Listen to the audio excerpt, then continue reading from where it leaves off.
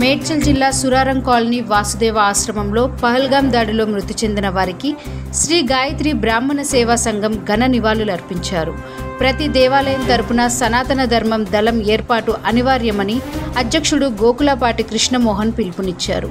పెహల్గాంలో జరిగిన హేయమైన ఉగ్ర దాడి పట్ల తీవ్ర దిగ్భ్రాంతి వ్యక్తం చేస్తూ శ్రీ గాయత్రి బ్రాహ్మణ సేవా సంఘం ఆధ్వర్యంలో దీపాలను ప్రదర్శిస్తూ శాంతియుత నిరసన వ్యక్తం చేశారు. ఈ కార్యక్రమంలో ముఖ్య సలహాదారులు సర్వేపల్లి రమేష్ కుమార్, సుబ్రహ్మణ్యం స్వామి, హరి రాఘవేంద్ర, గీతా శ్రీధరాచార్యులు, రాచపూడి ప్రభాకర్, హనుమంతరాయ శర్మ, గురజాడ రంగారావు, హైమ శివభాస్కర్, రేఖా జ్యోతి, లక్ష్మీ కుమారి, సుబ్బలక్ష్మి, సూర్యసుందరి తదితరులు పాల్గొన్నారు.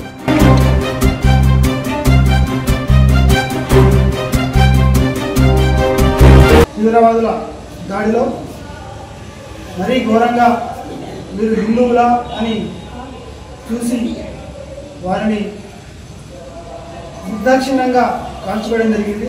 భార్య ముందు భర్తలు, పిల్లల ముందు తల్లిదండ్రులు ఆ విధంగా కాల్చి భారతీయులను, ముఖ్యంగా హిందువులను భయాందోళనకు గురి చేశారు పాకిస్తాన్ ప్రేరేపిత తీవ్రవాదులు.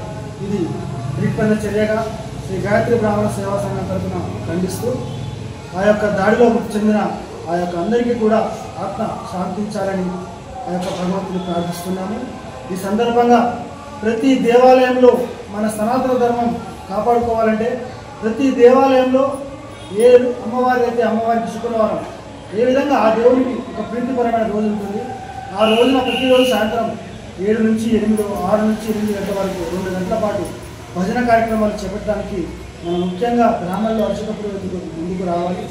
అలాగే ప్రతి దేవాలయం నుండి కూడా మన సనాతన ధర్మ పరిరక్షణ కోసం ఒక దళాన్ని కూడా ఏర్పాటు చేసుకోవాల్సిన అవసరం ఎంతైనా ఉంది. మన గుడికే కానివ్వండి, మన ప్రాంతానికే కానివ్వండి, మన ధర్మానికే కానివ్వండి, ఎలాంటి ఆటంకం ఏర్పడ్డా కూడా ఆ దళం ముందొచ్చి పోరాడే విధంగా మనం ఆ దళాన్ని చేసుకోవాల్సిన అవసరం ఉందని సందర్భంగా తెలియజేస్తూ ఆ చనిపోయిన వారి అందరి ఆత్మ శాంతించాలని శ్రీ గాయత్రి బ్రాహ్మణ సేవా సంఘం తరఫు నుంచి కోరుతున్నాను. భారత్ మాతా కీ జై! భారత్ మాతా కీ జై!